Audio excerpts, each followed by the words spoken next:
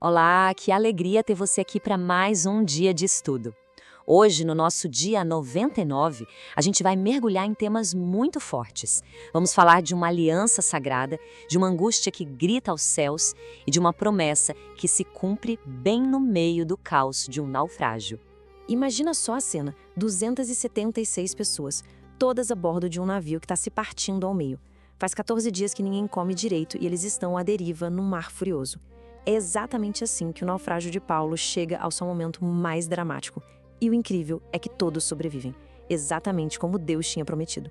Então, se você já se perguntou como funciona essa aliança de bênçãos e maldições, ou o que fazer quando a angústia parece sufocar a esperança, ou ainda como Paulo conseguiu manter a fé até o fim e como o Espírito Santo preparou o caminho para a vinda de Cristo, bem, esse estudo foi feito pra gente. Hoje vamos fundo nas leituras que trazem luz para tudo isso. Então vamos lá, esse é o nosso mapa de hoje. A gente começa com a aliança firmada lá nos montes de Israel. Depois vamos ouvir o grito de um coração angustiado no Salmo. Daí, a gente testemunha a promessa de Deus se cumprir no meio do naufrágio. E por fim, vamos entender como o Espírito preparou o caminho para a salvação. Preparados? Vamos juntos! Certo, nossa primeira parada nos leva para um momento assim de extrema solenidade. O povo de Israel está prestes a entrar na Terra Prometida e eles recebem uma ordem bem específica: realizar uma cerimônia para confirmar a aliança com Deus. E olha, não era uma cerimônia qualquer. O povo é literalmente dividido em dois. 6 tribos sobem no Monte Garizim, o Monte das Bênçãos, as outras 6 no Monte Ebal, o Monte das Maldições. Pensa que poderoso isso!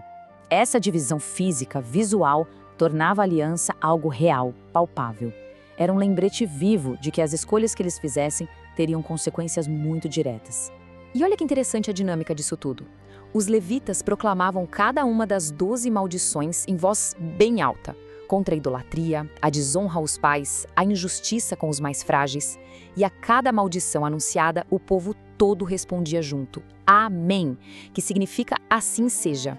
Ou seja, eles estavam concordando, assumindo a responsabilidade pelos seus atos.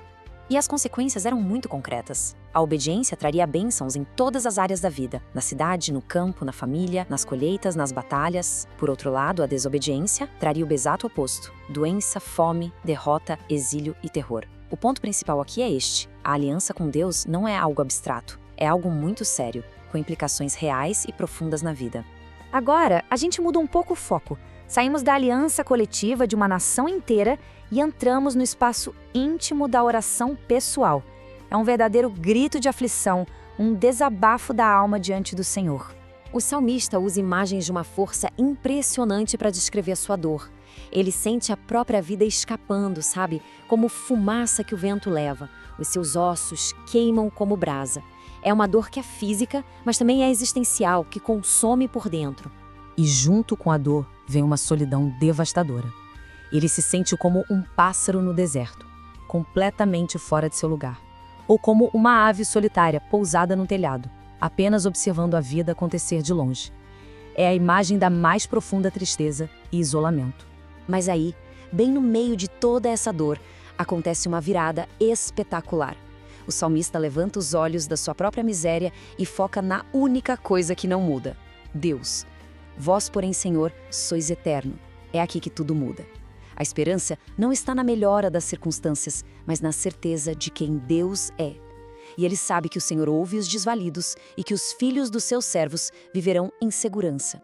E agora a gente volta para aquela cena de tirar o fôlego do navio à deriva. Depois de tantos dias de angústia, a promessa que Deus fez a Paulo de que ninguém ali morreria está prestes a ser testada até o último limite. É a 14ª noite e a tensão está no auge. Os marinheiros sentem que a terra está perto e, em pânico, tentam fugir sozinhos no bote. Mas Paulo, com aquele discernimento que vem de Deus, percebe a trama e alerta o centurião. Ele diz: se esses homens não ficarem no navio, ninguém vai se salvar. A fuga é impedida.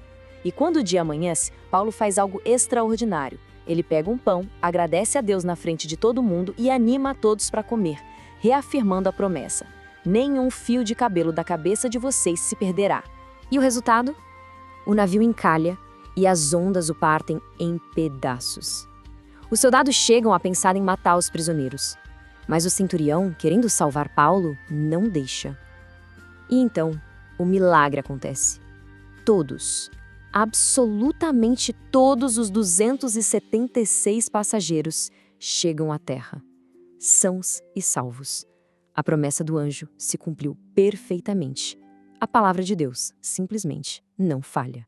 Para nossa última leitura, vamos dar um passo atrás e olhar o grande plano da salvação. O catecismo nos revela uma verdade linda, ação conjunta e, muitas vezes, silenciosa, do Verbo e do Espírito Santo desde o princípio de tudo.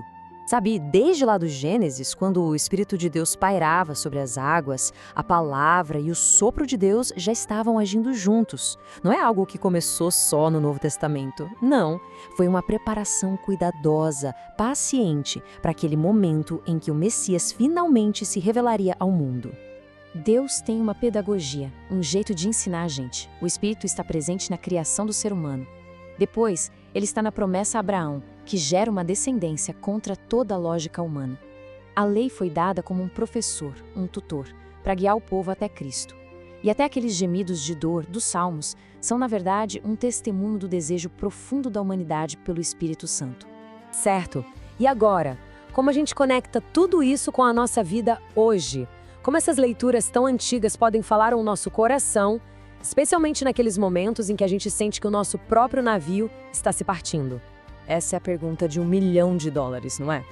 É tão comum a gente sentir que obedecer não traz resultados visíveis, que a angústia acaba com a esperança, que as promessas de Deus parecem falhar bem na hora da crise, ou até duvidar que o Espírito esteja agindo quando o mundo parece tão longe de Deus.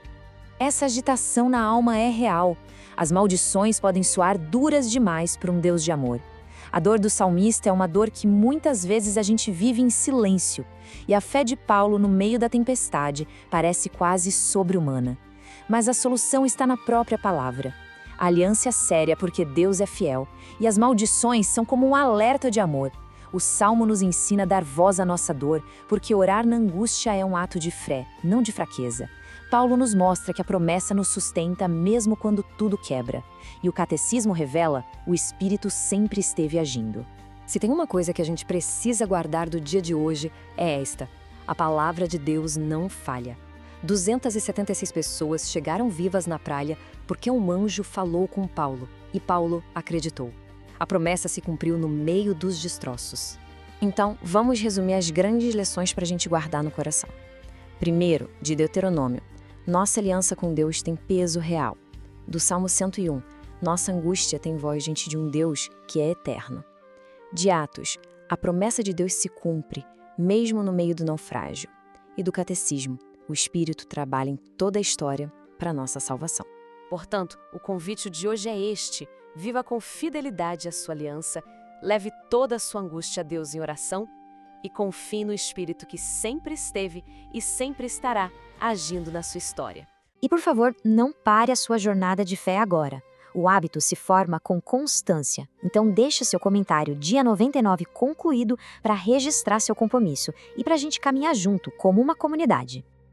Para quem quiser se aprofundar ainda mais, a análise completa das leituras de hoje está disponível para consulta. Vamos seguir juntos nessa caminhada.